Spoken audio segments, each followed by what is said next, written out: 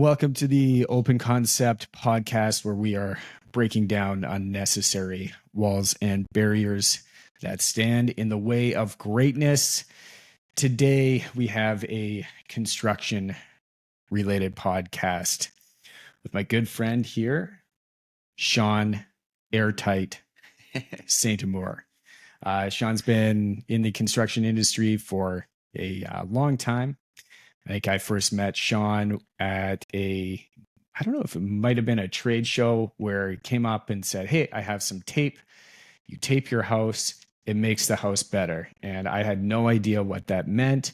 And he started talking about some crazy numbers that made sense.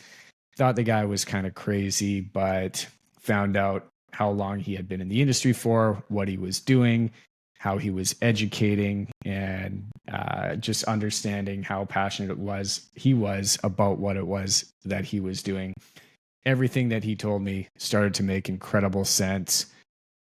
Please welcome my good friend, Shaun. What's up? Hey man, thanks for having me, Brendan. This is great. Yeah. Appreciate that intro, and we'll talk about maybe changing, airtightness to Mr. Retrofit. So, Yeah, maybe. Yeah. So thanks. I came up with the nickname. I thought it was like fitting. It. Yeah. Yeah. Take it or leave it.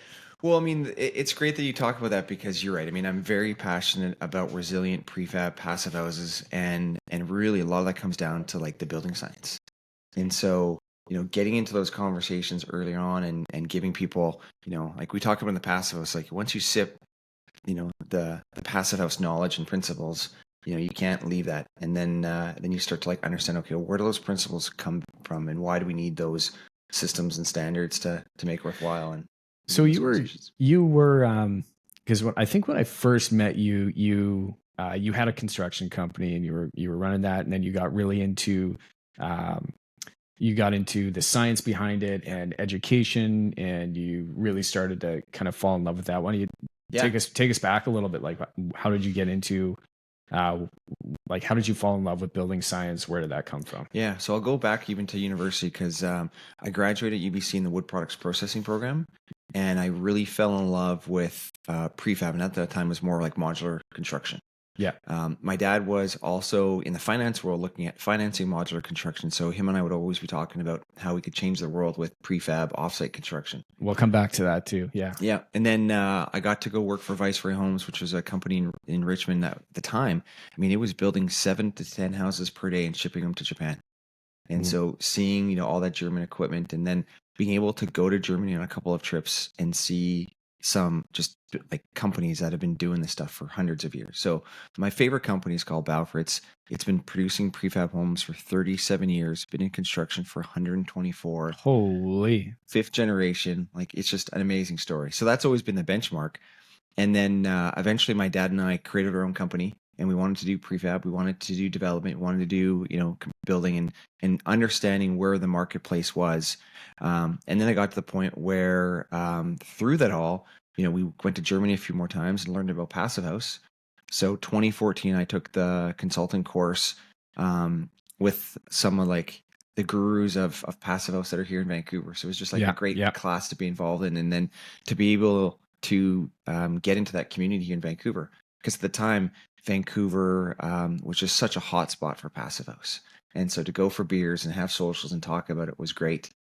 So let me ask you, because I wrote my passive home tradesperson certification out of Germany, but this was a number of years ago. But for those that don't know what Passive House is, what does that mean? What is Passive House? Yeah. So at this stage, it's really taking a building or a home and making it 90% more energy efficient.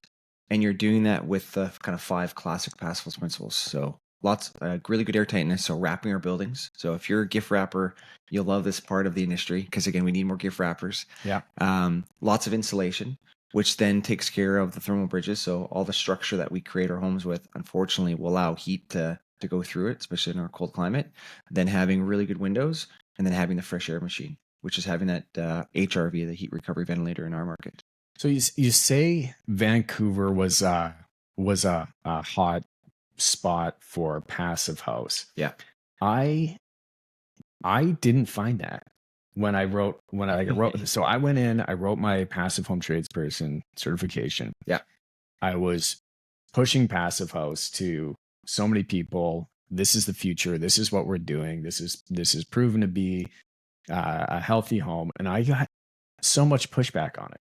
People said, you know what, that sounds great. I like the idea, but I got a lot of pushback on it for a number of different reasons, primarily because of cost. Yeah. And that was always a question. They're like, it sounds great.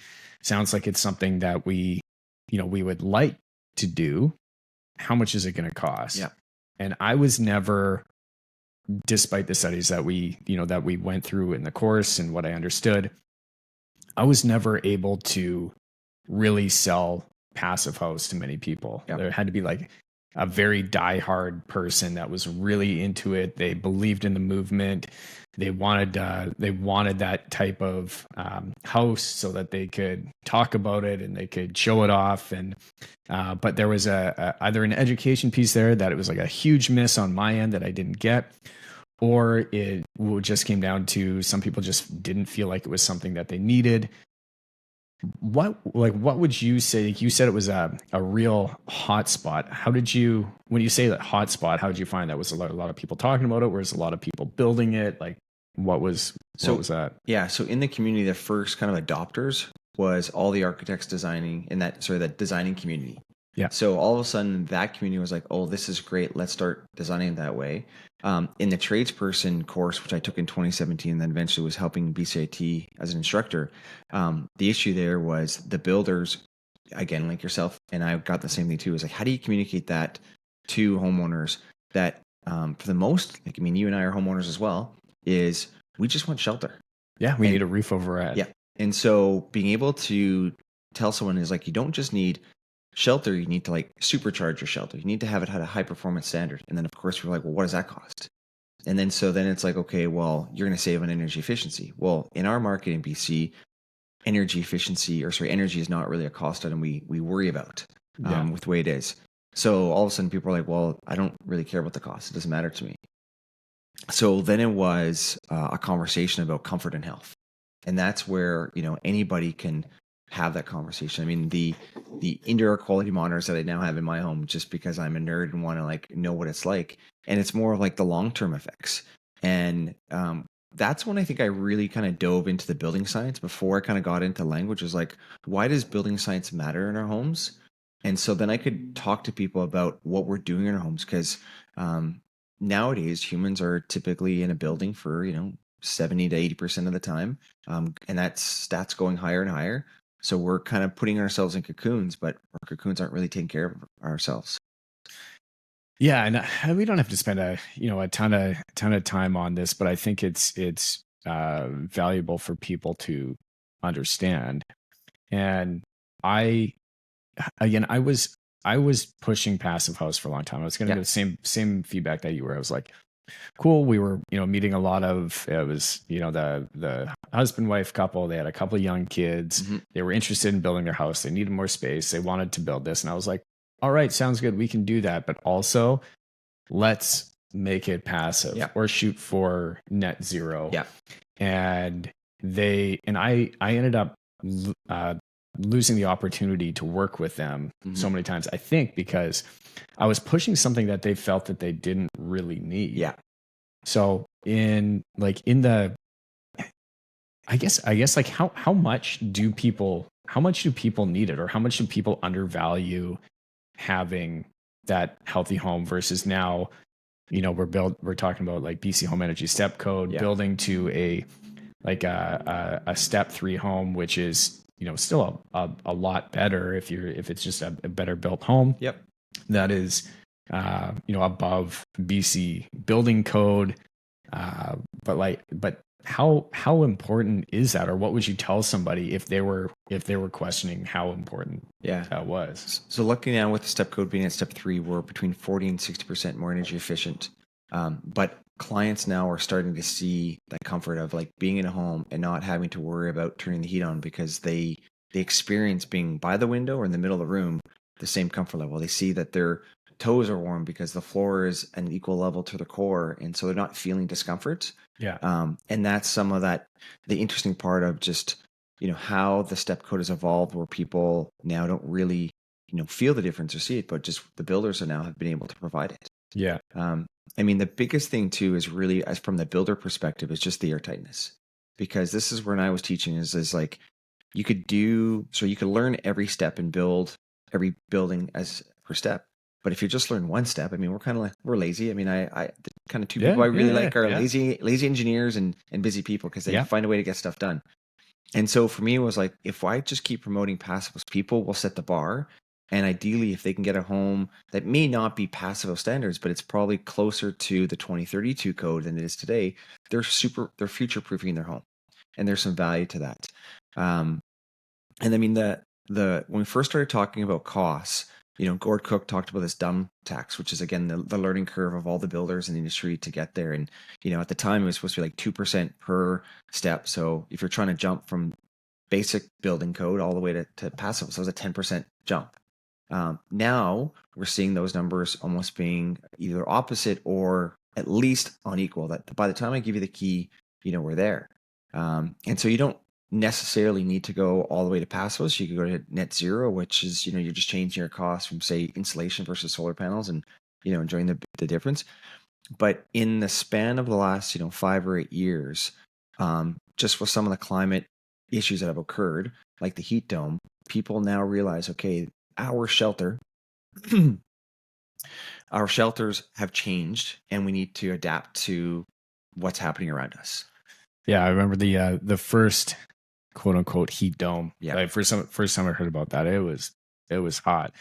My wife was pregnant. We didn't have air conditioning in our house. We have an old house that we'll be building on at some point. But when we bought it, the house was built in 1953. Like, to give you some, like, you drove through the tunnel to get here today. Mm-hmm.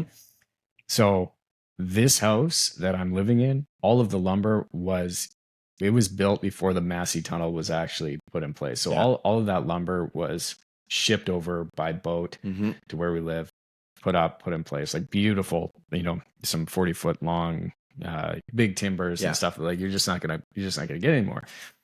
But it does leak like a sieve, and my furnace is always constantly running. Yeah, that's what we do, right? But it's kind of a cool character home. But when I started going down the passive house route, and I started, like, I was hearing these case studies, especially when we were writing our exam, and we were going through learning from different people that were teaching the courses that we were doing. We were seeing case studies of saying, hey, for building to passive house, here's the case studies that are showing that this is only a 5% price increase. So it really wasn't that much. And that's what I was going around and I was telling people, hey, we can do this, but we have to, read. I was super naive at that point because I never actually built one. Yeah. I was going off of what I was learning from somebody out of a classroom and out of a textbook. Mm-hmm. And so when it came down to building to passive house standard, one of the issues I felt was, one, we didn't have trades that knew what the hell we were talking about. Yeah. So we were going through this and they were like, cool, well, here's the normal cost. And I'm just going to add in another 25% on top of that because we don't know what we're doing. Yeah. So we're just going to cover our asses here. We think we know what you're talking about. But then I started looking at the overall cost and I was going back to customers. I was like, this is not 5% more. This is, easy a 20% price increase. And when you're talking about, the cost of building a home here being, well over $1 million to start, another 20% on top of that for a little more comfort is a lot of money for people. And when you get that pushback of, hey, we're the husband, the wife combo, we have a couple of kids and we need the roof over our head, if that's your demographic that you're selling to or that you're trying to build for, they really just came back and said, yeah, we just need shelter. We need a roof over our head. We need something that we can grow into. We started seeing construction costs increase over the last handful of years. Like COVID was a big, maybe an anomaly, but prices haven't really come down. Lumber a bit, arguably has come down from that, but still, like, it's January now and I still get the annual, emails from suppliers and trades saying, hey, you know what, it's been a year and prices have gone up, and so we need to increase our prices because we need to run our company, and like, you know, the spiel. But every year I'm like, man, okay, well, I guess it's just getting more and more expensive to build. So I had stopped pushing that. But that's what I found, was that the cost of changing from a code built house, from what somebody wanted, to passive house was exponentially more expensive than I thought it was.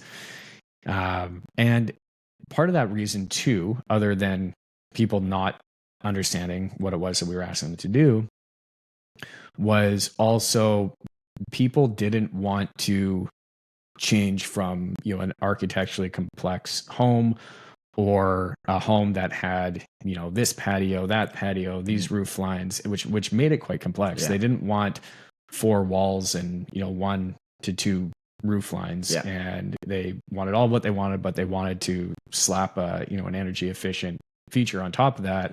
And that ended up, I think, costing a lot of money too. Is that your experience as well? Or how do we make passive home, or even net zero, how do we make it less expensive so that people can think about this as something that they need? So you're right. I mean, typically when a builder gets involved, especially in this market, the design is already set. And so we're having to, in a sense, redesign the building to meet high performance. And so then it really comes down to, for us, is, okay, we're now managing the budget, because they've got, you know, a price, and you can't just say, hey, we need to get, you know, add another 10, 20% onto it. They're not going to go to the bank. They're not going to go back to mom and dad for more money. They're pretty fixed with the budget. So I find typically it's like we start to play with line items, and the mechanical budget's the real fun one, because I look at the first line item in the mechanical budget should be the air tightness. That is the difference of the like tapes and membranes that you're going to choose compared to your Tyvek and poly. So you can still leave Tyvek and poly as your WRB and vapor barrier in its line item, fine. The difference for the better ones, put that as air tightness, because as soon as you put in good product there, you now know that your mechanical system, which now we're moving to heat pumps, so just bear with me with that. We know like that mechanical system is going to be 50 to 75% smaller than it's required. So now we're dealing with like a 1 or 1.5 to maybe 2 ton heat pump, where normally we're into like the 4 to 5 sizes for heat pump. So now the heat pump line item comes down. The problem now is, because we're in Vancouver and our clients are asking for air conditioning, that air conditioning now needs to come into the line item, which normally would be like an add-on 2 or 3 years later on. We're like, oh man, you know, our house is still warmer than we want it to be. Why add it on? So now we're introducing that cost into this particular budget. So that's an easy one that gets bumped up. But it's now that quality and convenience of, now you're getting this home. You now know that it will be more energy efficient, but you're going to add on cooling to it because of just the climate we're in. Then we're adding the fresh air machine into the budget item that previously wasn't in. So really those are 3 costs there that no one has really kind of explained and then talked about the benefits, because it was mainly just, here's our box, and we'll try to make it as airtight as possible, but then there's no fresh air system, so there's potential for, you know, mold and mildew that we never really kind of knew. In the 80s and 90s, that's some new things that kind of came up in our home because we didn't let it breathe. You know, this whole thing is, house needs to breathe, and I completely agree. It needs to breathe through the fresh air machine, so it's filtered fresh air. So those 3 items get kind of separated, so at least you're getting clarity on the cost. Then when you look at the windows, same thing is like, now from going from a double pane to potentially a triple pane. When we first got into this, the triple pane was almost double the cost, right? Yep. So now it's about 20% of the cost, just because a bit of the codes. But typically we're seeing like the window line item jumping from, you know, maybe 2% overall, maybe 1%. So all of a sudden it's like, okay, we've got a few of these that now have jumped to potentially, you know, 5%. Where's the offset? And this is where the conversation comes down to, okay, well, now it's a qualitier product. And if other builders are not going to do it, and not do it well, and not manage their scheduling, their sequencing, the training, it could be, you know, even more expensive. But typically now is, I don't tell the plumbers, electricians that they're doing a high performance house, because at the end of the day, I've just told them, when you run your exterior wires or your pipes, it's 1 pipe or 1 wire through hole. And, you know, tell me if you've got an issue, I'll run the wires or whatever it is, you know, then there will be an extra cost for that air tightness portion of having someone that is going to now air seal the home. And there's different methods. You could either use your Tyvek and use a spray mist that then takes care of air tightness, or you buy high performing product and you have a team that just is now looking for pinholes and managing it. But overall, like if the design is going to stay the way it is, like very boxy, lots of punch outs, kind of the way it is like every time you have a 90-degree on your house, you're going to potentially have to add more insulation because of that thermal bridge at the corners. Luckily, it's wood, it's minor, but still there are those issues. So you're right, is a more simple building is easier to deal with from a performance standpoint and comfort. But again, when we're looking at curb appeal and managing, sometimes our egos and sometimes, what we need to have, it can get pretty complex. So, and you're right. I mean, the people that I've talked about Passive House is like, they got it. They're like, you know what? I can live a more simplistic life, the boxy shape, and maybe your front of a house will look more appropriate for curb appeal, but like the sides of the house, the back of the house, we don't care so much. We just really want the thick walls and the all the great systems, and then we'll manage landscaping in the backyard, and that's the space that we'll enjoy. So from a design standpoint, it does get complex, and that's where you talk about like the greatest opportunity for savings from a budget standpoint is getting the design team together earlier and going through it in like IDP, so integrated design planning, being able to move the design of the building faster from 2 or 3 months is a game changer, because a lot of efficiencies is really to the homeowner and the land that they're financing. So if you're able to save construction by being a better builder that understands how these high performance techniques need to be involved in the operations of and the schedule, that's where there's some bigger savings. And right now we currently are wasting a lot of time in the pre-construction aspect because of that overwall mentality we've been doing for 20, 30 years, where once you get people at the same table and really understand like what does the client really want, and having your specialties, your sub-trades involved to just get clarity of like, okay, well, how do you make your specialty better with this particular client based on their goals, and what can you bring to the table, and have those early discussions. So all of a sudden you're building, and all of a sudden you got like this duct that has to go through a beam, and you're like, well, we should have pre-designed that. And so that earlier conversations for collision detection is great. So just to kind of overview is like knowing how to break down your budgets so that if the clients value more air tightness or higher performance, that maybe they're changing some other finishing details to afford those higher types of membranes. Because at the end of the day, it's like it's a cost issue that potentially could be higher, but if their budget's fixed, you just got to move line items and making some of those sacrifices in finishing. But also just being aware of like, oh, you know what, if you didn't get the Miele appliances, you got regular appliances, guess what? You just paid for your high performance. Oh, well, I didn't know that. Now I can manage the budget. Yeah, I know. I guess we're definitely not the only contractor that has been down the road of meeting with a client, establishing a budget, introducing the design team, or even taking a look at like rough architectural drawings, and then putting together a rough price based on the clients of what they've said is important to them, which might be, we need a well-built home. We don't need anything fancy. We want to spend a little more money in, the kitchen area, the bathroom area, and we would like a relatively good, performing home. And then it goes to design for 4 or 5 months and comes back, and it is not what we talked about. It is, they've designed, the designers have gone in and they've, it's just wall treatments all over the place, and, tile, floor to ceiling, feature walls, and this and that, because they've had that opportunity to talk with them. And of course, the clients don't know how much that costs. Yeah.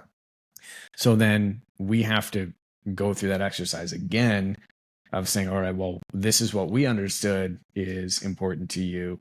And now they've seen all of these really nice things, and they want those things now because they've seen them. And so when we start saying, you know what, we need to really start to scale back if this becomes important to you, all of a sudden that becomes, their mechanical system, or the, really nice triple pane windows. All of a sudden they're like, well, we kind of like the way that this looks. So let's, like, how much would do double pane cost? And then we start, reverse engineering the value out of that And we've certainly been in that situation. I don't know a single contractor that hasn't, but the integrated design process, in your opinion, how important is that when getting involved as a designer, as a builder? And then I guess second question, designers, architects, how much more of an understanding did they have of high performance now versus even a number of years ago, even like 4 or 5 years ago? Yeah.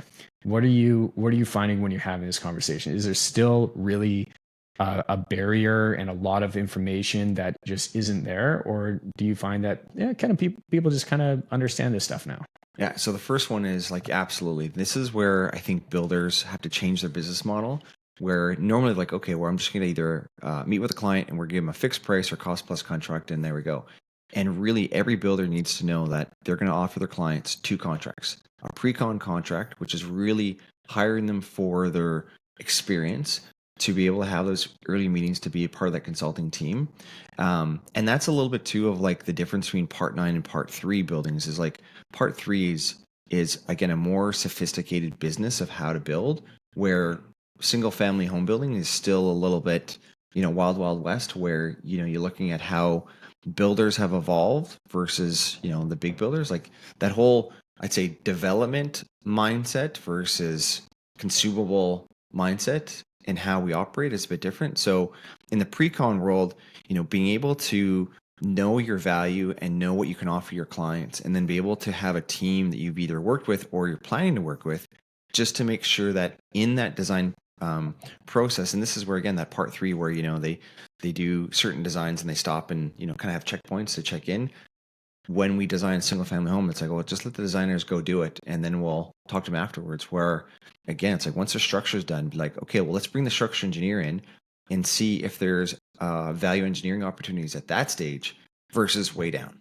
Because people get fixed on like concepts.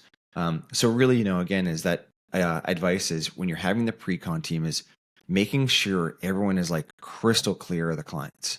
And I tell a lot of clients now too, is where go fill up your Pinterest account with everything you want, because the fact that this is a free opportunity to change down the road. Once you start building, if we change it, it's going to cost like twice. Mm-hmm. We got to take it down, we got to redo it and spend time rethinking about it.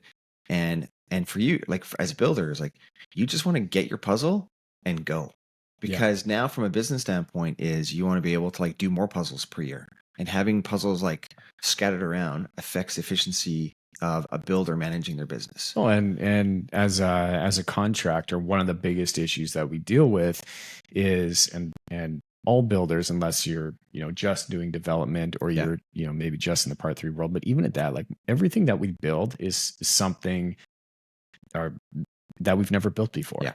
Right. So it's because we have the word custom in front of it. That's what it means. It's custom. Chances are we haven't built it before. So we need to understand from the very early on, the very first conversations, as to what it is that we're building, and decide on how we are going to build that to bring the best value to the clients.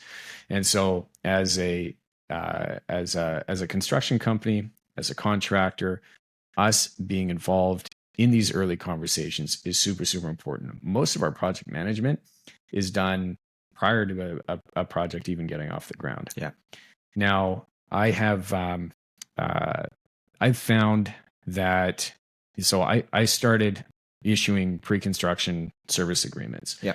About 8 years ago. And my fear was, hey, nobody's really doing this. Nobody's really offering this. The tradition was, hey, go get a designer, or we're going to build you a design. We're going to price it out, and that's it. Yeah. Right. So a homeowner would hire an architect or a designer. They would come to you with a final design, and they would ship that out to 3 or 4 builders and say, give me a price for this. And almost every time it would come back way more expensive than they anticipated, because the architect or the designer had given them an opinion of costs as to how much it may be, but they didn't really understand the ins and outs of how things went together. They didn't understand really what the clients needed, and they just know construction costs. Yeah.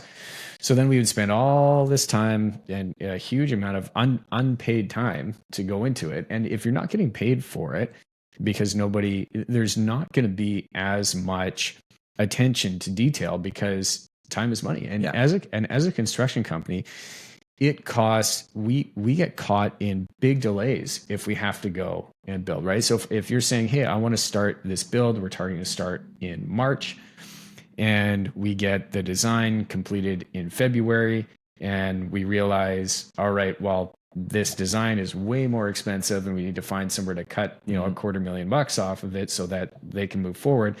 Now we need another, month and a half to do that, to figure this out. And then it causes further delays. It leaves the client with some uncertainty, and then you have a delay in your production schedule, and nobody wants that. So it's like, you have to sequence this out in the correct order, not only for the benefit of the customer, but as a contractor too. You need to have confidence in that production schedule if you're going to run things effectively. Yeah. And that's where every builder is managing their craft of home building and then the craft of business. And a lot of builders, it's not a lot of it, but again, in the marketplace today, there's some people that are good at one, not good at both. And that's sometimes where we see this lack of trust, where it's like, I'll give you a free quote because I want to attract you to work with me, because maybe I'm not good at delivering these other things. So I want to manage it. Where I look at it as everyone's time is valuable, and it costs money.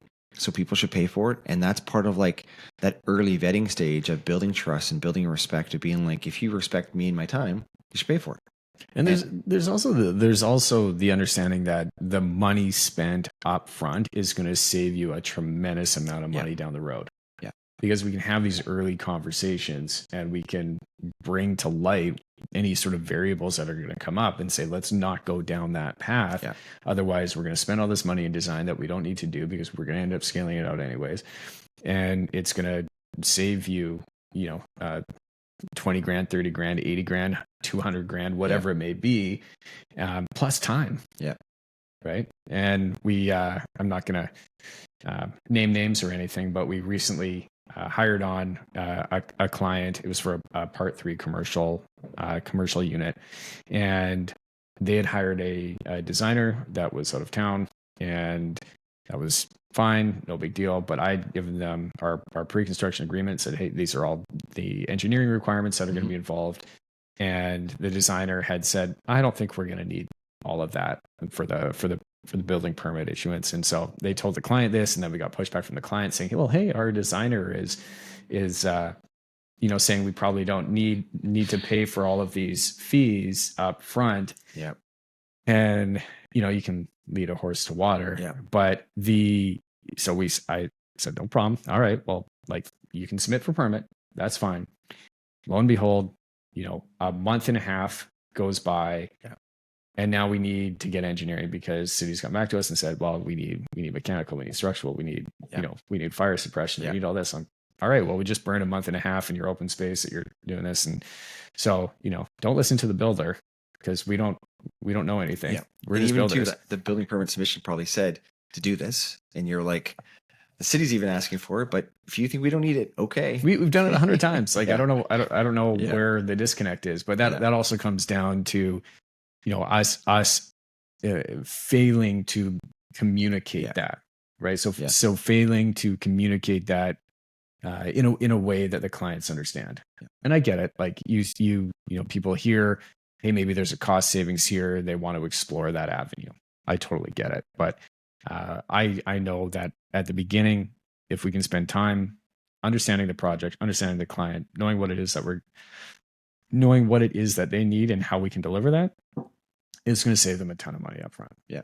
So coming back to your second question about the designing community, is I would think that the designing community is starting to embrace high performance, mainly because when we start a project, I know that out of the Passive House principles, the focus for us is airtightness. We manage that. They can do a red line test. They can kind of get an idea, but I know. Explain what a red line test is. Yeah.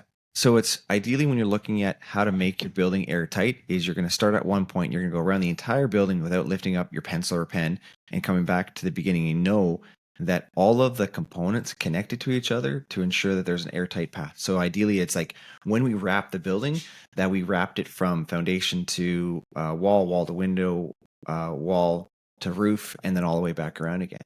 And so now that designers at least are understanding like that's going to happen kind of from the builder perspective, or builder can provide that assurance, because that's really what's happening now is when we are in construction, we're going to do a blower door test. So we're going to actually test. And this is where I love the Passive House. There's building science, there's data, there's measuring, there's testing and verifying of how we do things. So we're now testing at mid-construction, so either right at pre-drywall, of how airtight the building is. And I just looked at it as, yeah, we could hit one number to hit a certain step, but if we aim for higher, which is not a lot of work if you just manage those connection points, now we're significantly making the building more efficient, which then, of course, makes it more comfortable and healthy. Yeah. So to give a perspective for those that are listening, or maybe they don't understand, when we're saying rate better or doing a blower door test, the way that if you can picture your home that was maybe built in the 80s, slapped together fairly quickly, is probably going to have an air exchange rate of 12 exchanges per hour, which is how it's like it's plus. leaky. So it means that your heat goes on and your house loses all that heat and reheats and loses the heat and reheats and loses the heat 12, 14, 15 times an hour.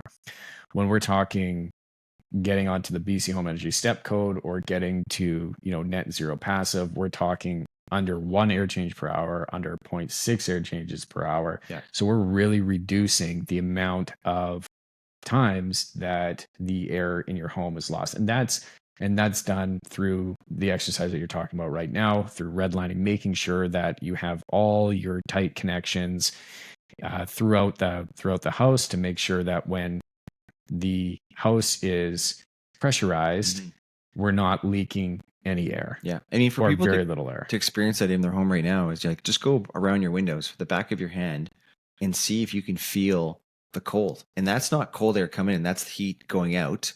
And when your hairs on the back of your hand are, raised or feel different, that's because air is moving typically at some of those points. And that's like a main point. But you can run there, like even on your door, like pretty much every entry door in BC only has maybe one seal, especially at the bottom. You can feel the cold air coming through. I like that. I like I think we need to bring back the entryway or the atrium. Yeah. Or, in Eastern Canada, foyer, in Toronto, the foyer, right? So it's like, cool, we have a front door, and then we have our second front door.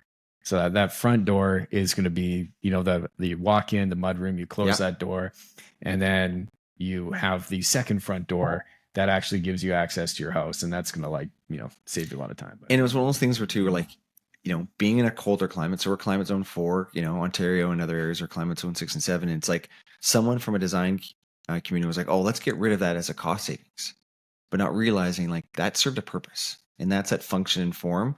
And so in the design community, trying to get them to understand that these energy efficient, concepts actually help out the clients. And so we need to look at it. There's a lot of people that have jumped on board of this, and it's great. I mean, they have not only become interested and incorporated Passive House concepts into their designs, into their details. They've gotten certified, and they're part of the design team that is very educated. So not just being a builder who's interested in high performance, but having the rest of the team. And I mean, nowadays too, is like, the mechanical companies specialists that have gone and get heat pump trained and know how to install it. And so you don't have to talk to them about, why we want a heat pump or that necessarily.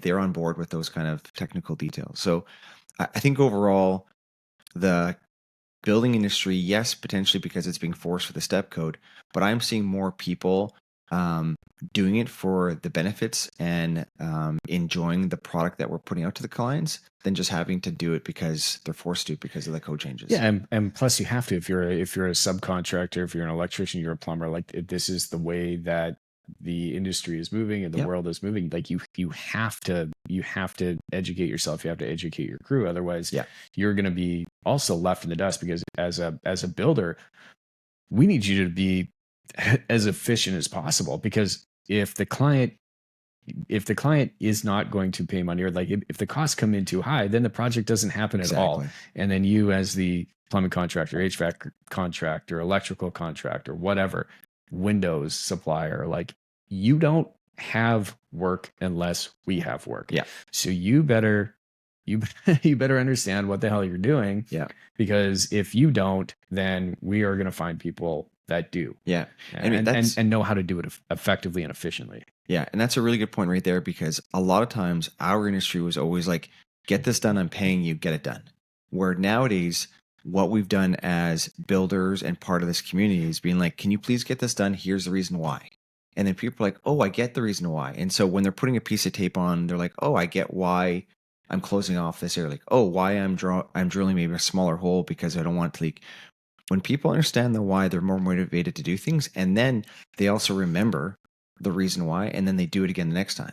And then they get more efficient at it. Whereas if you just get told to do it, there's always that kind of disgruntled mindset.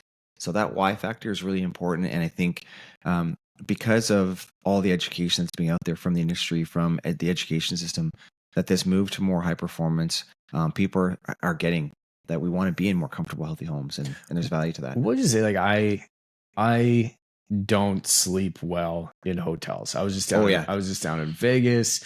It was, it was great. Good time, but man, I do not sleep well in hotels. Like if the AC is pumping, the air is always moving. They don't have a window that I can open, and that drives me nuts. And I'm there and I sweat, and like my nose it's as healthy as this was. The hotel that I was staying at was even a LEED certified building, but I was just like, man, I just want some fresh air. I just want to open the bloody window, and I couldn't do that. So what would you say to somebody that's, sort of says the same thing about their house? So like, why do we need this? I like to open the windows. I like fresh air. There's nothing like the breeze of the ocean or the smell of the forest coming in. And I just breathe so much better breathing that fresh air. Yeah.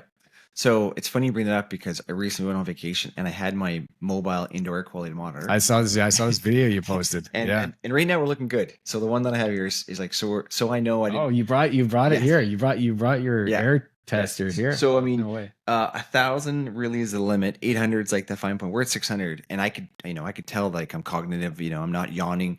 And that was the interesting part of during COVID was, all of a sudden I'm in my office doing these online meetings, and after an hour, I would start yawning and think, oh, I need to go get coffee. And then as soon as I got my indoor air quality monitors, be like, no, like the CO2 level here is not great.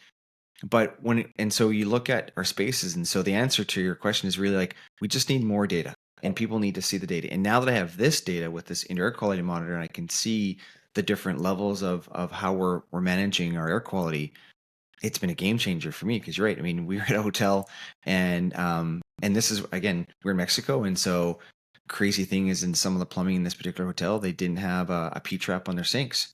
And so again, you're getting sewer gas brought in. And so the fact that we closed the windows because we could hear the outside noise, we were in a sense intoxicating ourselves from just all the stuff. And so luckily we're able to use the data to say, hey, we need a new room. And you got You're like, Shaun, that he just he brought his air monitor with us. He's calling us out on it. Yeah. They didn't see that coming down in Mexico. I know. No. So, I mean, it was, so again, having the data and ensuring, but that being said too, is when people are like, well, when I move into this new high performance home, like I still want to hear the ocean. And we're like, yeah, you can still open a window in a passive house. That's not a problem. There's less, I'd say there's less chance you're going to want to do it because the indoor quality is so fresh. And this is like, when you talk about how to change the industry, earlier on, we had this ice box challenge. I could teach people like, hey, just look, one box, the ice is less melting than the other. But I've seen people now literally go into a passive house, and within seconds they feel the difference. And that there alone is that knowledge. And that's what we keep talking about. We're humans. We like shelter. It's now we need to supercharge it because most people don't know the difference. But when you get into that building that is very fresh, and is comfortable, again, it's like that Kool-Aid. You just can't take that knowledge away. Yeah, no, I understand that. And for those that haven't experienced that yet, when you do step into a home that has a really good indoor air quality, you feel a difference. Here in the office, I just don't turn on the heat because I feel like if I turn on the heat, people are going to fall asleep. So I keep it very cold to keep people on their toes.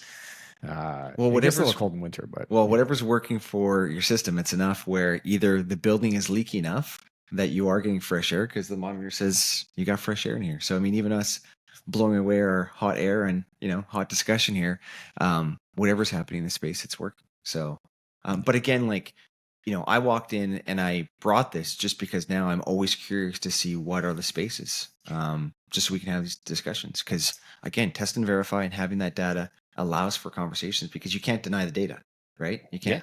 Yeah. A lot of times we have opinions, and we're okay to have opinions, but when you're trying to sway people differently, it's better to have the facts. And you're a nerd. Yeah. So there you go.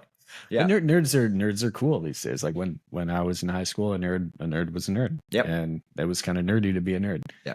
And now it's a nerd. It's like, but being a nerd's kind of cool because you know some stuff. Well, especially when it comes to like your family, right? And the fact, like with my family, like, yeah, I'm a nerd. Like when so right now, again, we still have a gas cooktop, and when you don't turn on the hood fan, the indoor air quality monitor will go off. And so, to me, I'm just protecting my family by, having an alarm go off and saying, hey, like the quality of air in our home is not good enough for us. We should take responsibility and fix it, either open a window, turn the hood fan on, whatever. So, some of that stuff now is, not only do I want to protect my family, I've got this knowledge and I want to protect other humans and other people that are trying to live helpful and successful lives. And you just need to know how to do that in a comfortable space. Let's remind me in a second to come back to health. Mm-hmm. But I want to be before I come back to health, because I have some thoughts on that. I think like honestly, well, I think the house right now, like a healthy home. This is off topic a bit, but a healthy home is kind of like the last barrier. I honestly think that most people just aren't healthy in general. You can't sit and just bring in a bunch of junk food, sit on the couch, not exercise, and be like, you know what, my indoor air quality is going to take care of me. You know what I mean? Yeah. So it's like there has to be, and I think I don't know how many people think that way, but when I hear that and I see somebody that's clearly not fit and clearly not taking care of themselves outside of their home, but they preach air quality and being healthy and everything else. And I'm looking at that, I'm like, man, I just don't know that I should take health advice from you. I'm like, cool, yeah, my house is good, but I see you're not eating well, you're not exercising, and you're preaching to me about how my healthy house or my house needs to be healthier so that it can take care of me and I'm going to live a happier, healthier lifestyle. I have to laugh at that a little bit. Yeah. And I agree to you because I mean, the fact that we operate businesses, I mean, we have this thing about life balance, right? We love what we do. So it's not a work-life balance. It's about life balancing and managing our family, our health, our friends, and everyone else in that, circle of balancing. And so I agree with you a lot is when listening to people for advice is, how they justify it and how it does come across. Like, and this is where, again, it's like opinions versus facts. And when people are explaining to me, I really want to understand the facts that has based their point of view because I can then go research it and I can validate it and then be like, oh, whoa. And then typically what happens is like in this whole Passive House journey, like I got interested in Passive House. I went to this conference in Oakland and the presentation was from the University of Berkeley, which has the amazing amount of indoor quality testing in North America, and learned about indoor quality and hood fans and that whole thing. And I was like, wow, okay, now I'm going down a rabbit hole of indoor quality. And then after that, you start looking at walls and how the building science of our assemblies and how it matters now. We need to be able to have walls that dried out. They used to dry out, and then we stopped the drying process by putting on poly. Yeah. And yet, this is the leaky condo situation. Yeah, where we got into it back in the 90s, where we started seeing buildings rot from the inside out. Yeah. So no, I agree with you when it comes to, the healthy mind, healthy body. Again, it's like that balance of like how healthy are you personally trying to achieve? The home could be a part of that tool in getting there, but then you also need to do what you need to do to manage it. But doing all that hard work, and then also then putting yourself in an unhealthy home makes those goals unbalanced. And so this is where it's like, be aware of where you want to go with your goals, make the change, and then, love the space, love yourself for trying to get there, and surround yourself with people that want to help you fulfill your goals. Let me ask you a bit of a hot topic right now, electricity, right? So in Vancouver, we've seen this big push, electrify the world, electrify Vancouver, electrify the house, get rid of gas, get rid of whatever. And then we actually recently saw that they clawed that back because like it doesn't make sense for us to put so much electricity into our house if we have natural gas. Natural gas is super inexpensive. Electricity here is expensive. And I don't know what needs to happen. I have some opinions on it. Again, there are opinions on what needs to happen in order to bring the cost of electricity down. But if we are, like I was talking to a friend of mine, he's building it's like a 14,000 square foot house. Yep. They want, this is in Vancouver. They want a pool. They want, it's a really nice house, right? So they kind of have everything. But he's like, there's like 8 heat pumps. The mechanical room is massive on that. And again, is it just like, no, this is the way it needs to be? Is that like, to me, I'm like, man, I look at how much electricity it's drawing for that house. Now, is that just that house, or is it, I guess, like how important is it that we move everything to electric? And we've seen Vancouver claw back and say, no, we now want gas based on the studies that we've been doing, or the pushback that we've been getting. And now they kind of strip that away again to say, hey, no, actually, we're going to go back to electric.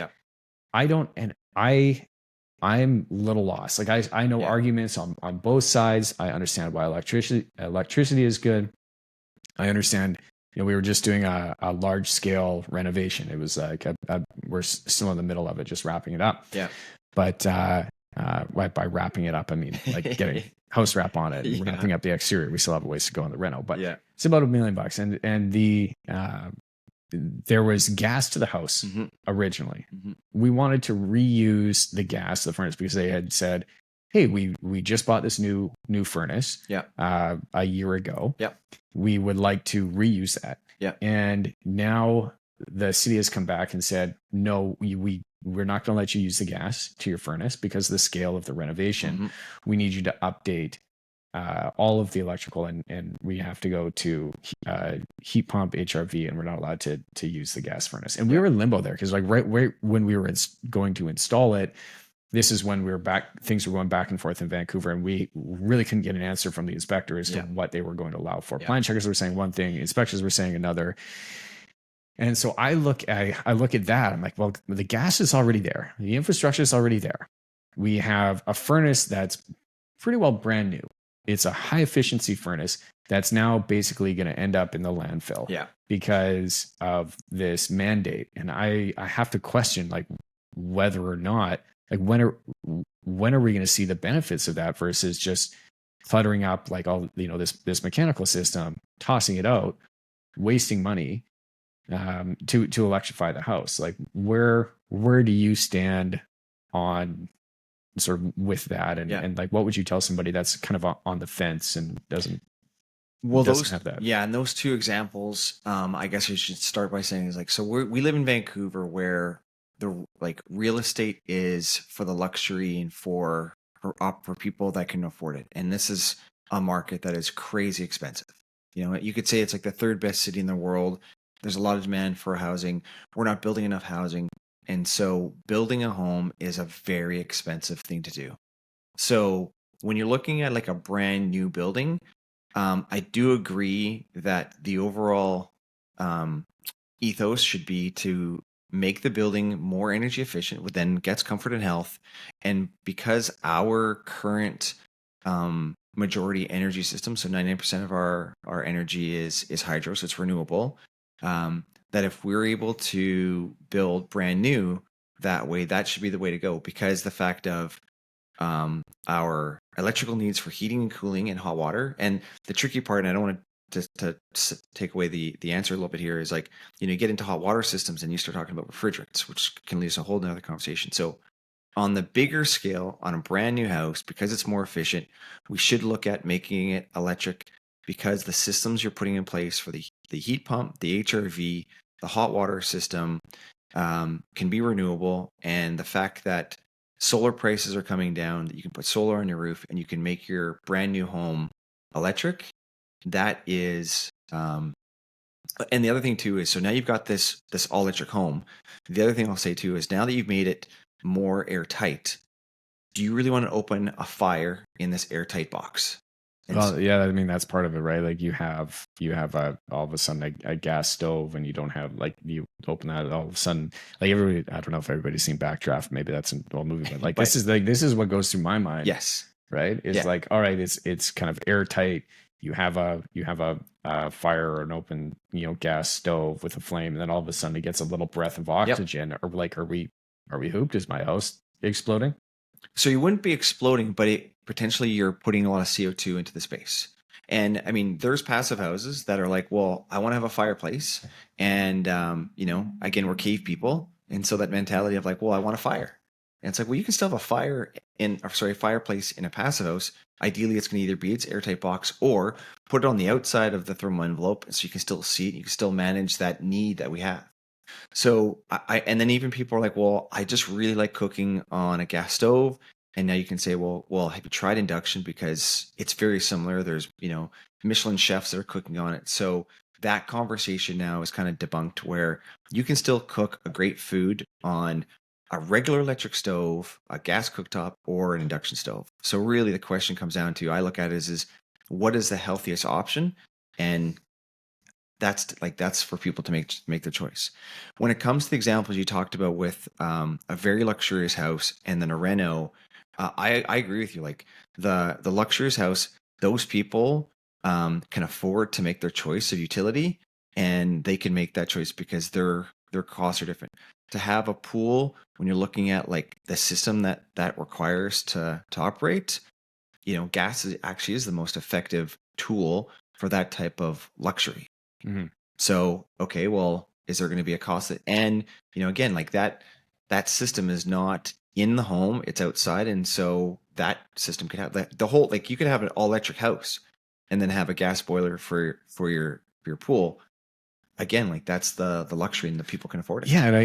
And I was listening to what he was saying, and they had to put in order to power this house, it was like an 800 amp electrical service. Yeah.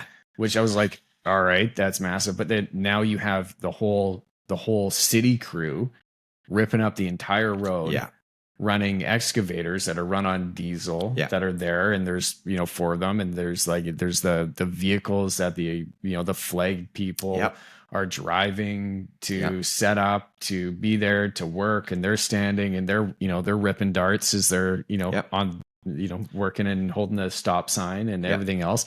And so I'm like, all right, well, how is this the way? Like, it just seems kind of ridiculous for the infrastructure that was going to be required to place to do this, for the city to say, no, you need to go, even though you're doing all of this, even though, as you mentioned, maybe gas is the most effective tool. They've said, no, we're going electric because we're going electric. Yeah. When I have a tough time believing that, like, everything that was attributed to the fact that it's going to go electric, it's like, I don't know how long that's going to take before those benefits are paid off. Yeah. And this is that whole thing about this transition, like what energy should we be using as we make this transition?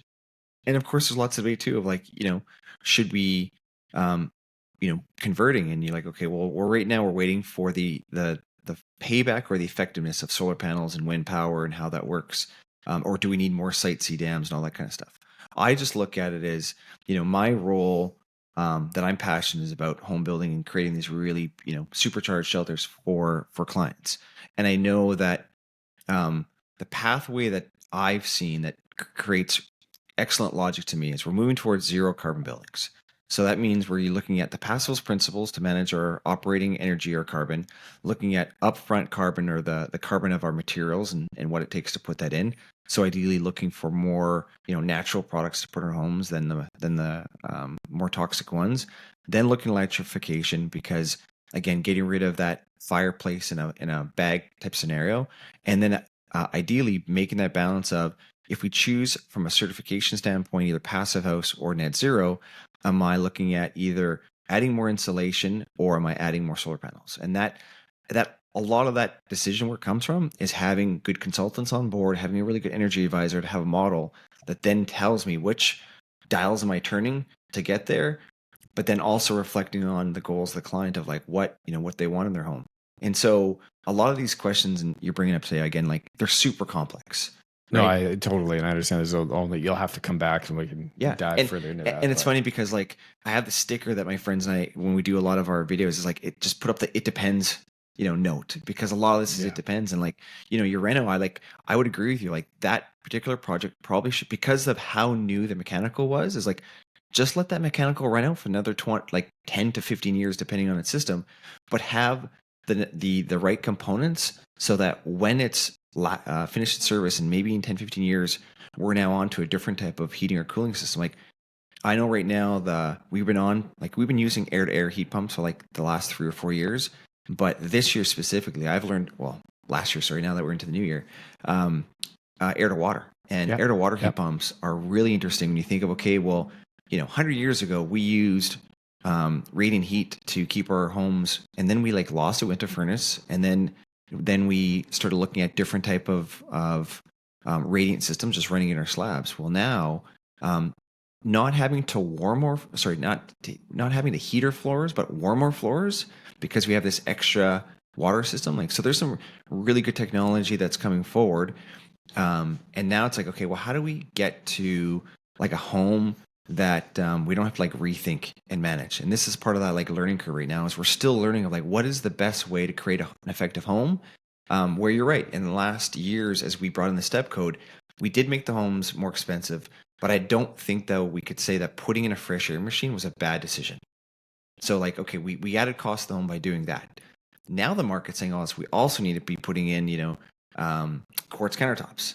So we went from laminate countertops to now saying quartz. So all of a sudden, the fashion of our homes and the health and comfort is also. And so this is constant balance between the finishing of our homes and the rough framing scope of work that needs to go in there. And that's that conversation of balance is we see the trend towards zero carbon buildings. What does that mean to each homeowner and builder, and how do we manage it all? And I've seen that. I think you're right. It depends. There's not a right answer for everything, but I look at you've seen the videos of where countertops come from. It's slabs in a mountain, and there are many excavators, many people cutting these huge chunks of rock from the other side of the world, and then it's a huge slab, massive manufacturing process, shipping costs, shipping fuel, shipping everything to get a little piece of stone into your house. And again, you go through all this this zero carbon, not spending, looking at where all of your material is coming from, not contributing to to carbon emissions, and then you put in one countertop that's fabricated overseas, some Italian marble or whatever that is. And all of a sudden, it's Jesus, you know how much had to go on to make that happen? This one little slab, but it's it's beautiful, and it's what people want. Yeah, and I mean, I get on the macro scale, the improvements that Vancouver is trying to work on the climate is minor compared to improvements that India and China could do. I get that. I keep looking at it as being where we are as an industry. Kind of come back to the first conversations of Passive House really started off in Canada, in Vancouver. In North America, it was, Chicago, New York, Seattle areas that really helped develop it. Now the state of Massachusetts has really taken off when it comes to Passive House. The grants that they're putting in there is blowing everything that we've done in Vancouver. We're turning into number 3 in North America because of just, again, the population and support. But I just look at it as if we can keep learning and providing success stories and case studies to prove that this methodology is great, then the rest of the world can adopt it, and we can do things. So we talk about how, and the Carbon Leadership Forum talks about this, where every month we're typically building the size of New York. And so if we're gonna build that much on this planet, we should build the correct way. This is worldwide. Yeah. We're building the city of New York every single year. Yeah. And so this is where, okay, if we're going to build this much to create shelters for our population, well, we should be doing it in the, again, most efficient way. And so we could debate what efficiency is, but the fact that, again, you can do less with renewable energy. So there's with that. If you, this is why I come back to is why I want the air tightness layer in the mechanical, because this is a mechanical system you put on once, you never have to change it. That building now could last 200 plus years. You don't have to worry about changing the air tightness layer.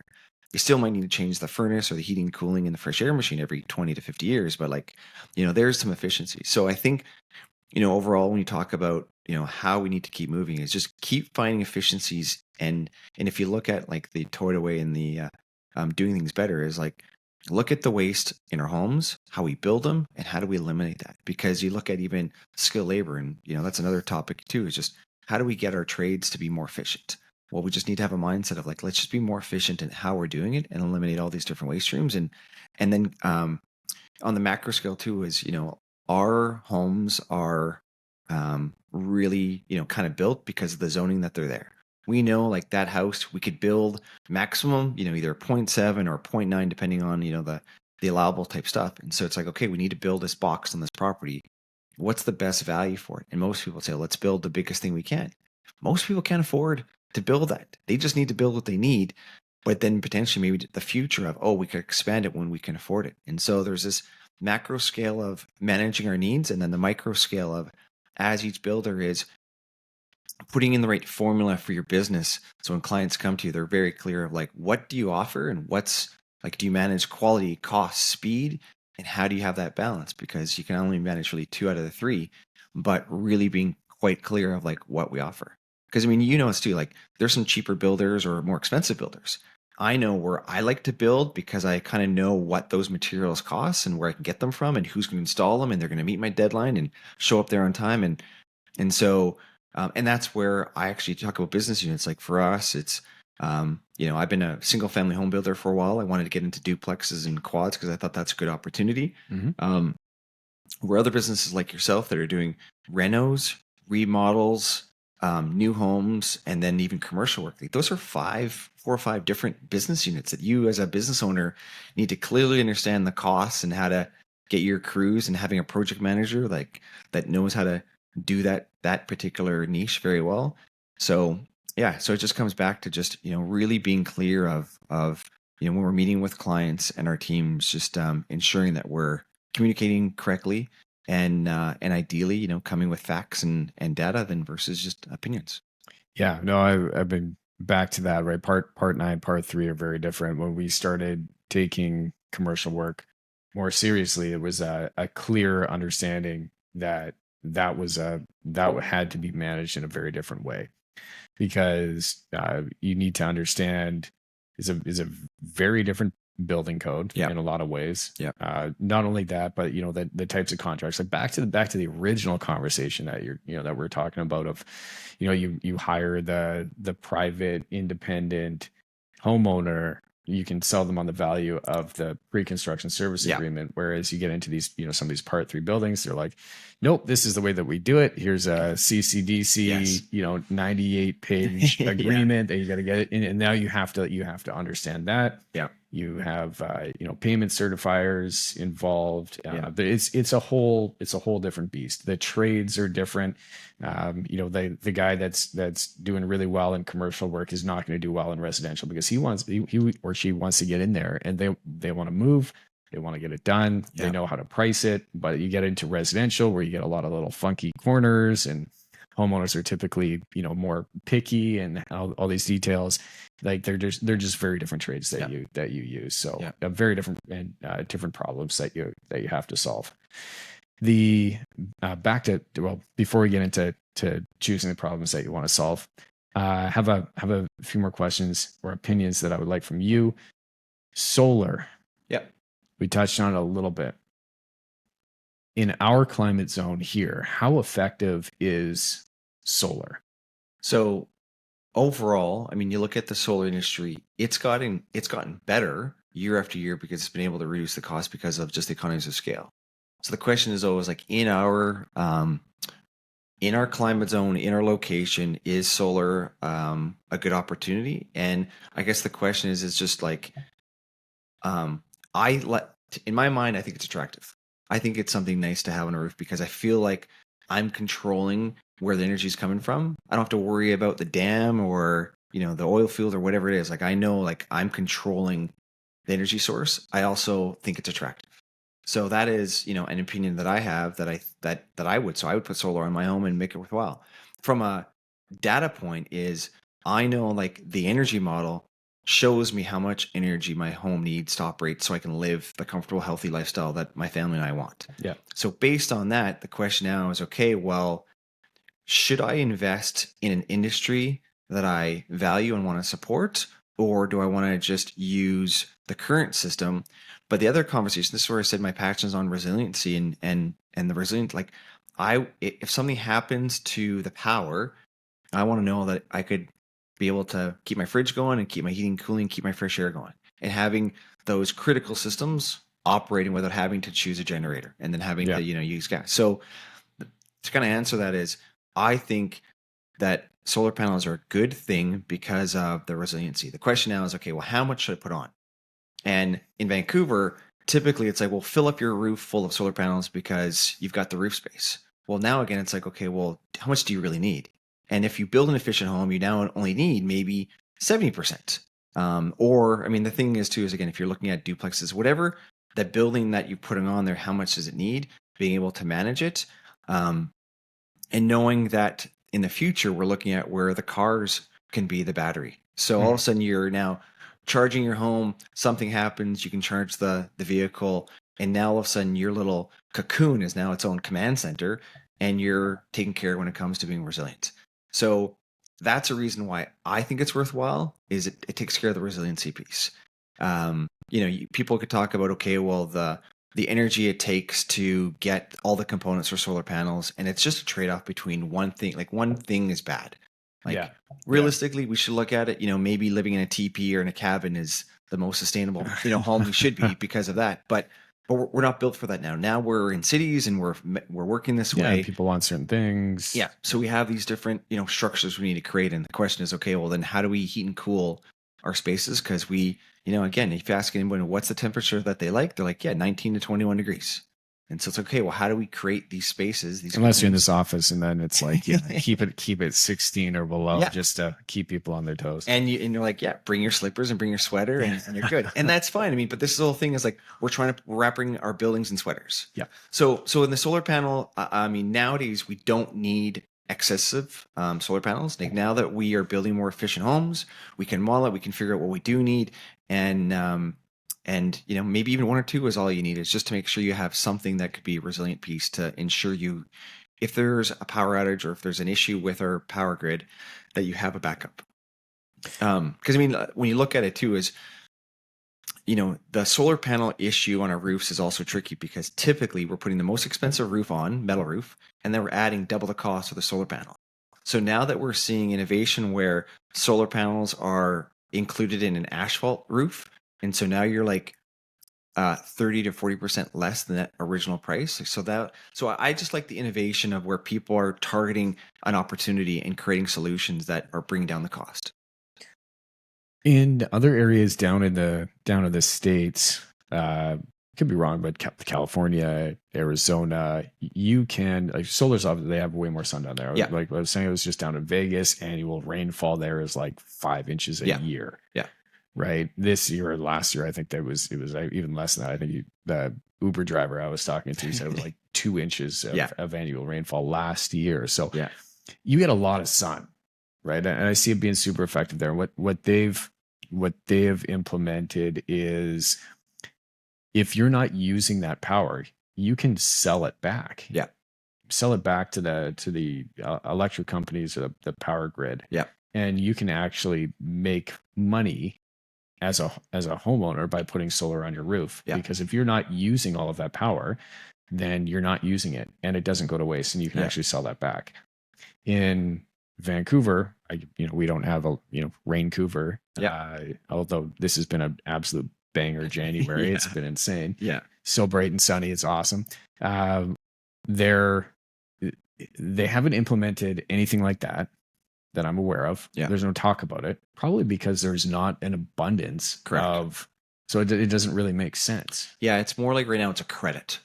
Then you're getting the money back. And so, how BC Hydro manages it, again, depends on some different municipalities, depending on your usage, because here too, it gets complicated between your step 1 and step 2 and how you manage it though. But overall though, in a sense it's all about the capital outwards versus the balance. So like if you don't put in the solar panels, that means every month you're paying for energy. You put on solar panels, now you're like, oh, well, I put in that 20, 40 grand. And the thing is right now too, is like, if we talk about grants and subsidies, like it changes our conversation, because right now you could put in a 40 grand system and the government's going to help pay for it over 40 years and manage the, that capital increase. And so overall, it definitely gets tricky. And again, we're in BC, we've got renewable energy. In the US, a lot of it, most states are still fossil fuel based, and so it's like that balance. But like in California, they have this problem too called the duck curve, where they have all this free energy from like 9 until 5, but everyone comes home, starts cooking, starts doing laundry, and starts charging their cars. Yeah, right. And then all of a sudden, so from 5 until 10, all the energy is required, but there's none because the sun's gone down.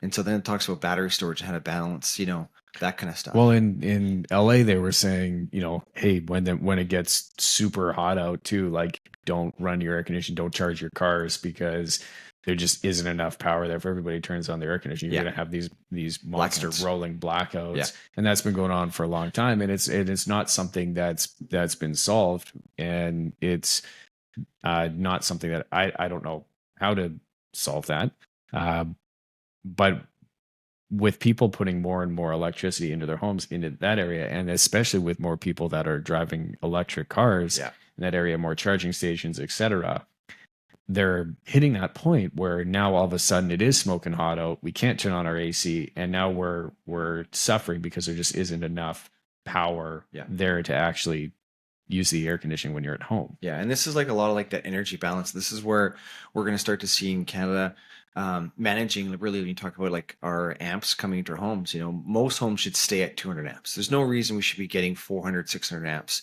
unless you're adding like luxury items like pools and hot tubs and, all this other stuff. But for the most part, an average home can still work on a 200 amp system. The problem is always like, because we are using more electricity, it just means that when we're cooking, we can't dry our clothes. When you're drying your clothes, you might not be able to charge your car. And people just need to understand, like, your house is a system. It runs a certain way. It needs maintenance. It needs to have these different things. You can't just assume that you can get everything you want, because we just don't have capacity for it in, really on the planet. So individually, our homes need to operate in a way where, you might need to switch things off. But ideally, these smart panels are going to be able to do it for us, where when you turn on your oven, the hood fan goes on automatically. So you don't have to worry about indoor air quality, because like the system just knew what to do. When your when your induction stove goes on, okay, the dryer might turn off, or the powering electric car.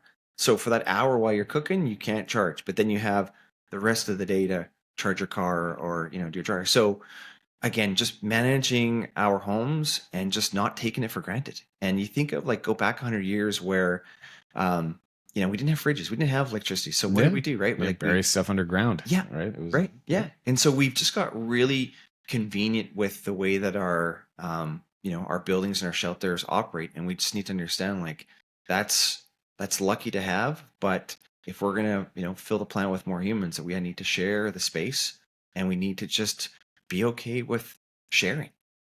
Brings you kind of back to though the problem that you're choosing to solve, because the reality here, and I may be a little off on these stats, but we have, last year here in Canada, we saw over a million new people move to the country.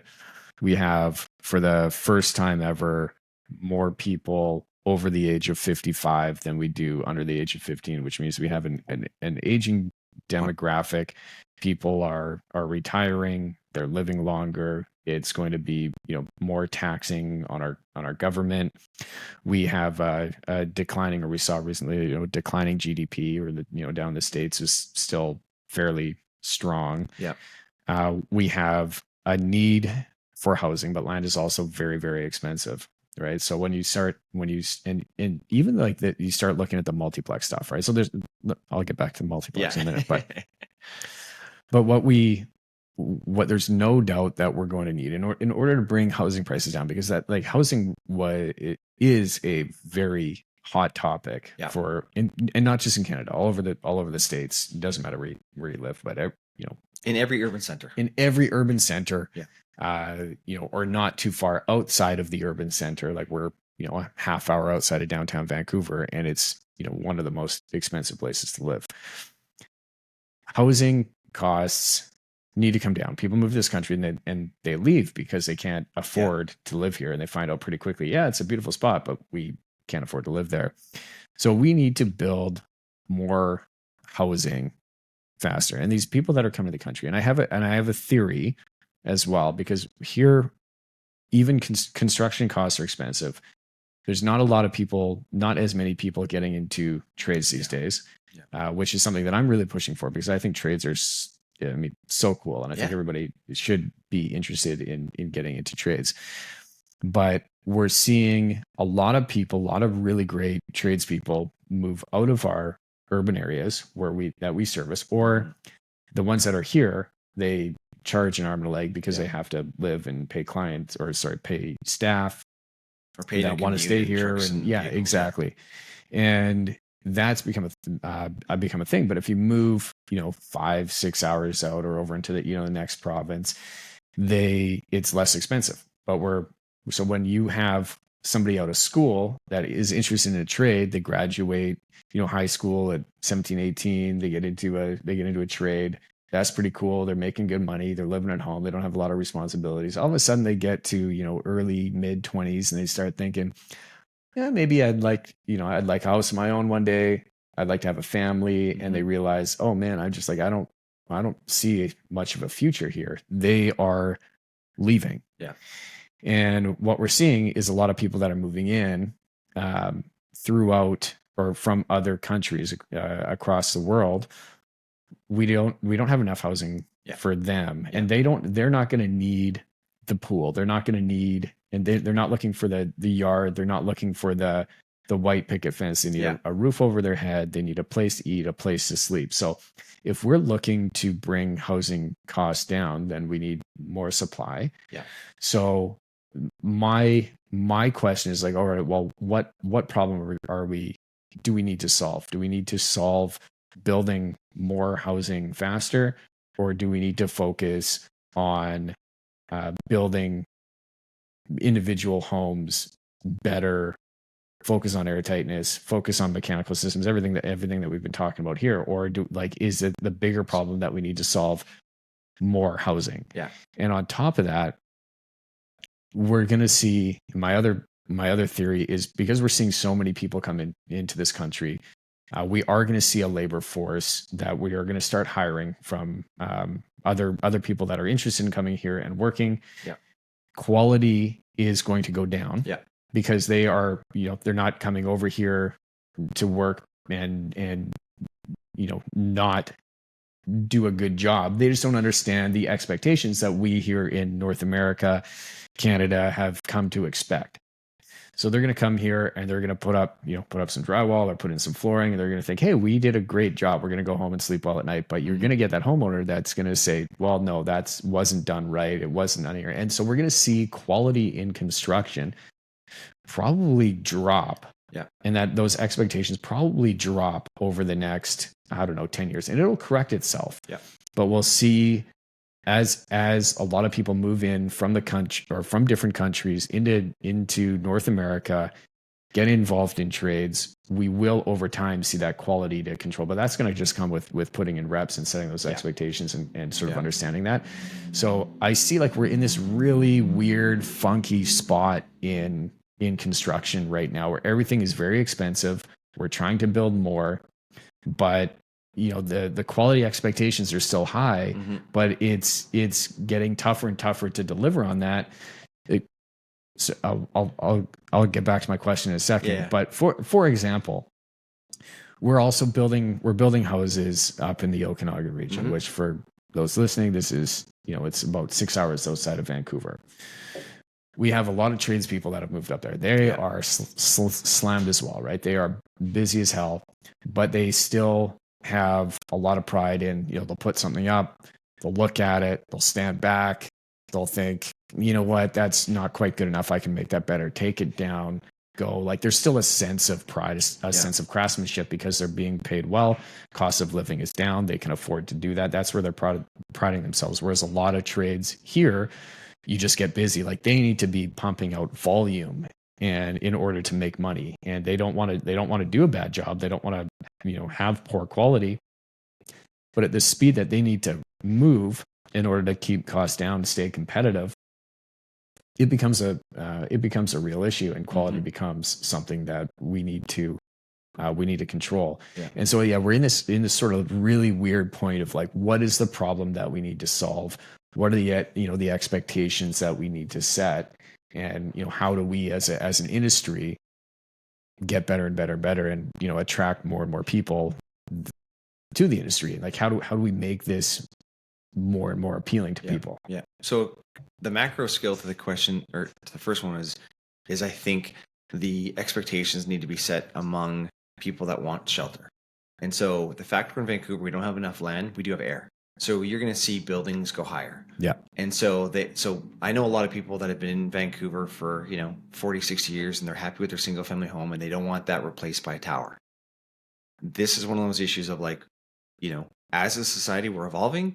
And because of Vancouver, it is evolving. Like, other cities have done it, and they've gone there. The question is like, where's that balance? And if you look at Europe, they've kind of settled between 8 and 12 stories is like a sustainable level that creates a great city. You look at look at Paris, and you look at Munich. You look at some of those really amazing European cities that have grown. Yeah, they've become quite large, but they still haven't lost the sense of themselves.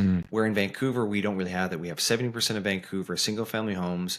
And now we're starting to look at our transit corridors as like these big nodes that are all of a sudden like 30, 40 story concrete towers. And it's like, okay, well, all right, well, we're targeting as fast as we can. But I mean, when we look at the amount of housing we need to do, we're only building like a fifth of what we need, right? Yeah. Like, it's just insane of how much building we have to do. And that being said too, is if you're listening to this, and if you are not in the trades, but you like Lego, talk to us, go see BCIT, and like see what working in the trades is all about, because it's exciting. If your kids are interested in Lego, let them talk to us, because you can make a great salary and have a great life being in trades. Now, that being said, is you talk about the quality aspect, and this is where hopefully that prefab model can come together, because there are some really great modular panelized homes that easily can come together, and they end up just being more modern. And so where I think we're missing out is like the craft of home building. You look at some of these buildings where, like some of the ones even in Europe too that are ongoing, where, it takes, years to build, because the craft is just there. And so it's that balance of how do we keep the craft of home building alive, where you're seeing beautiful beams or beautiful additions being there, and accepting that modern. And so when you look at some of the social housing in Austria and Germany, people are like, oh, well, that's social housing. Well, the government has created a really good economic system. The government owns the land. They build the homes, people pay the government the money, they reinvest the money in new homes. And so you have this like housing cycle where the country is getting more homes because they're reinvesting themselves. We don't have that. We have developers making a lot of money here, a lot of developers now that are actually out of Canada that are investing in here, and they're taking that profit out and not reinvesting it. And so you have this like economic crunch that's happening with how we look at homes. But as a society, I think we also need to come to terms of like how big of a space we need to live in. Like, I'm really happy with my family of 4 living in 1,600 square feet and having another 600 square feet for my father-in-law to live in. And so we have a big house, but like it's shared space. And so you look at like the shared space. So co-housing projects are still coming in place where you have shared kitchens, where once a week the community comes together and they eat together and they talk, and they don't just hide in their little shelters and not communicate with with our community. And I think that's important, right? Where we've lost that sense of self and sense of community that we need to figure out how to reestablish, where it's not just your castle, you stay in it, and that's how you need to manage it. And so managing those shared spaces. So if you can afford a pool and you want it by yourself, great. There's a cost to it, but could we not share that resource? Like share the rec room, the teenager room, like all these opportunities to share spaces is out there. We need to understand that balancing and seeing, that co-housing community become a niche in Vancouver, where you're seeing these 12 or 20 families come together, build a multiplex of sorts, and then live there, and just there's just a bigger sense of self. And interesting enough is like those buildings have turned out to be old folks homes, because those people love their community, love their neighborhood, they never leave.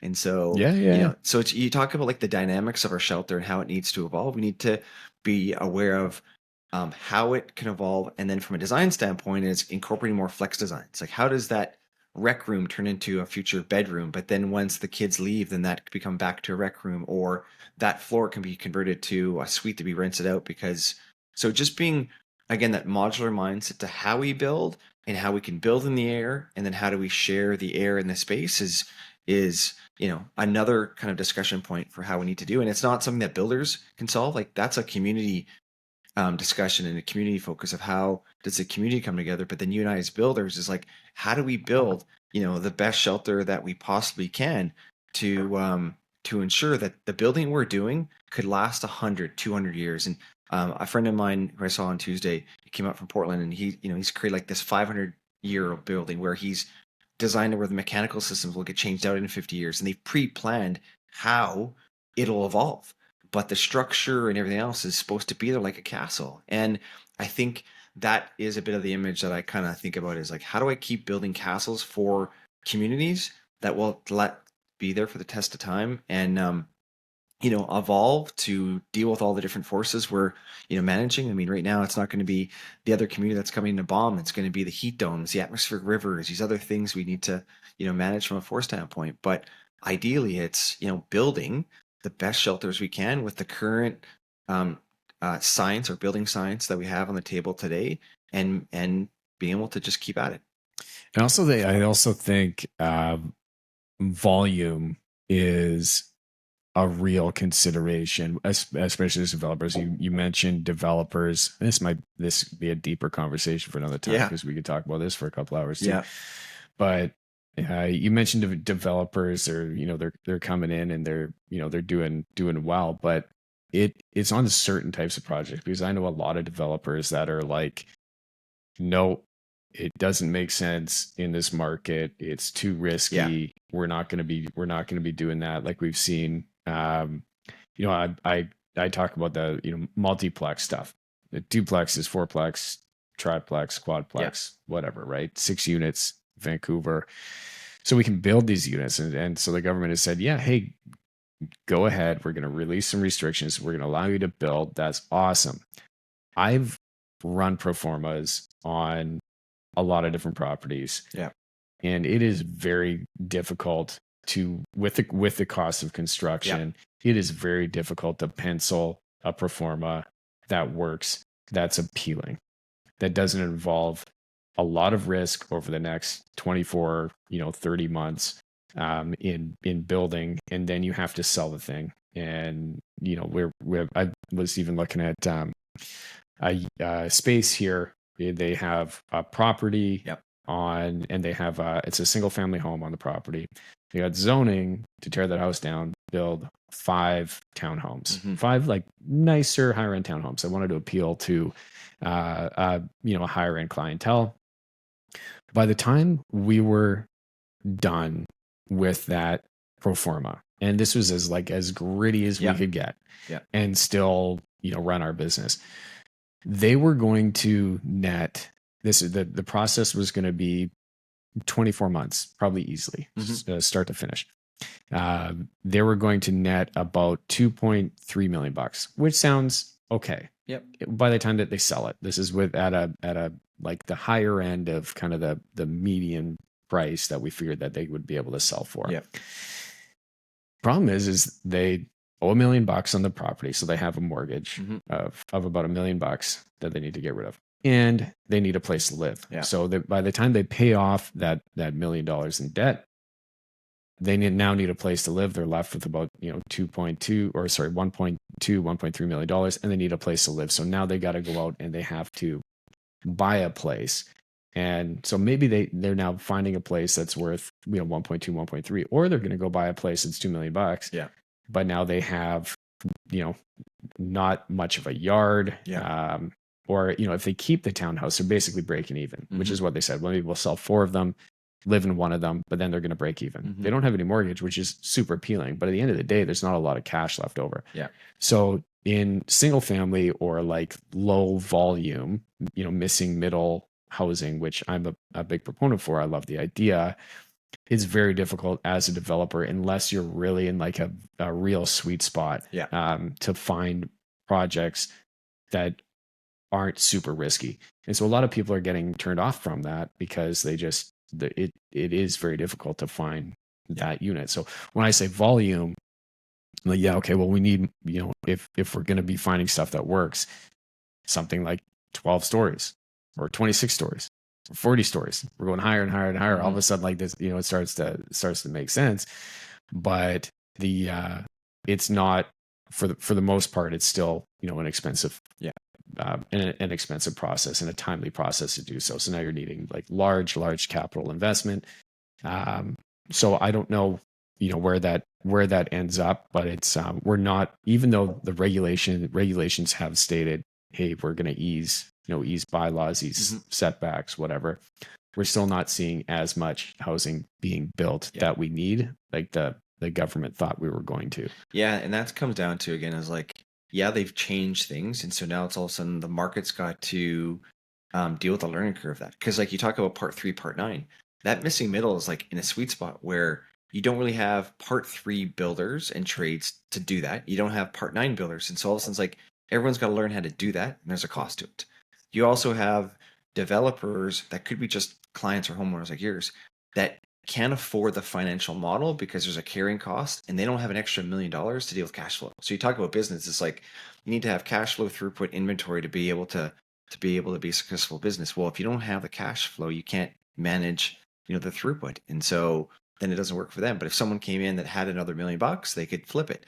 But then it's like, well, for them, they've got $1 million and they want to make 20% on their money, not 5%. And so that's not an appealing venture for them because of just how they want to, well, we've run into with financing and lenders, right? So lenders, banks, like your traditional financial lenders that are going to back the project, they want to see that you can pencil in a minimum of a 30% profit, which works in the developer's favor when it goes to selling, because they're like, oh, we have a base minimum that we can sell for. So when the market gets mad, they're like, oh, there's another developer that's building and selling for a super high price when we need affordable housing. They're like, well, we kind of have to, otherwise we don't get financing for it.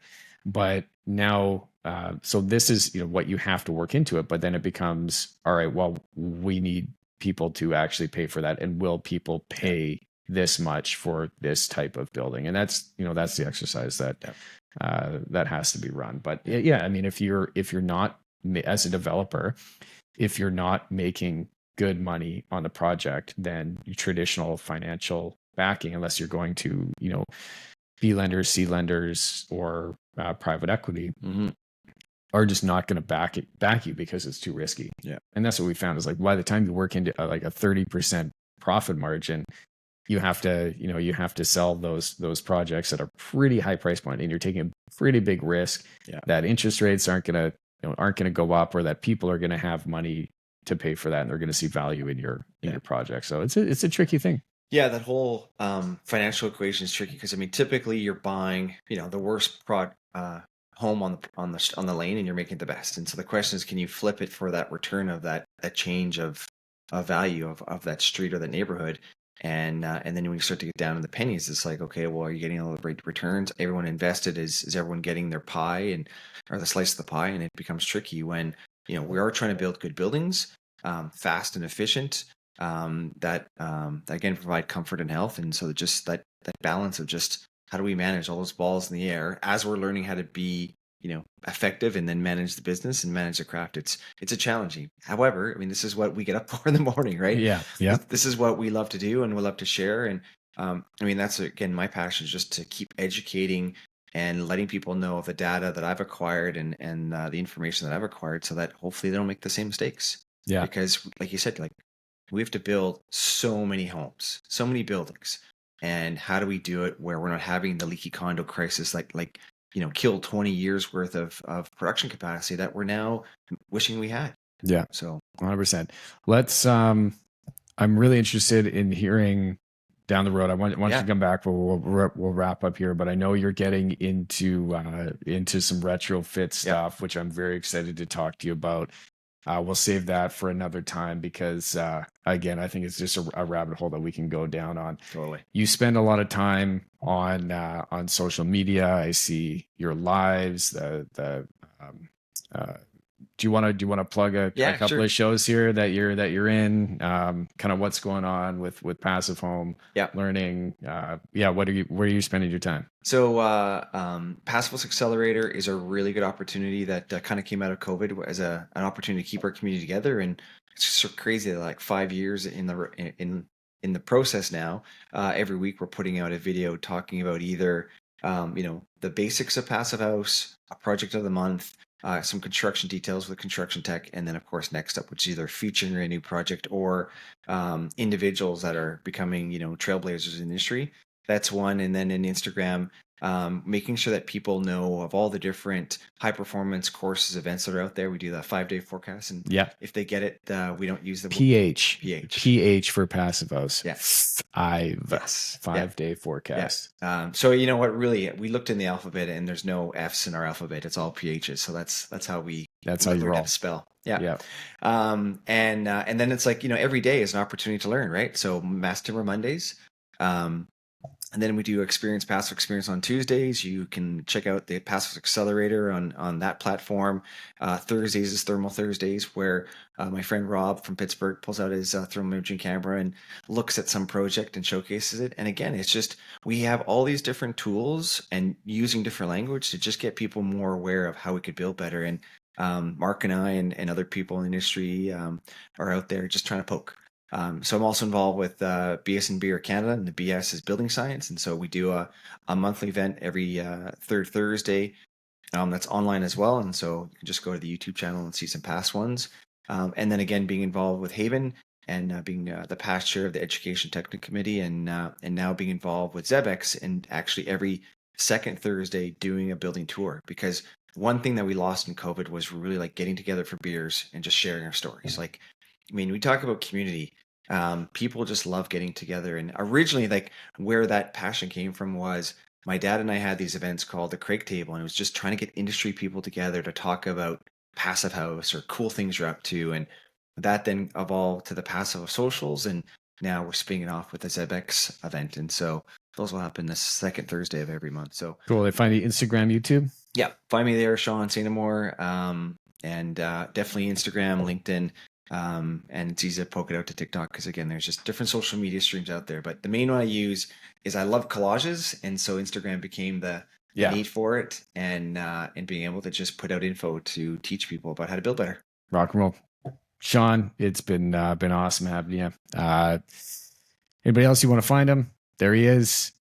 Thank you for another episode of the Open Concept Podcast, where we are breaking down unnecessary walls and barriers, stand in the way of the greatness. It's been awesome having you here, my friend. Rock and roll. All right, brother.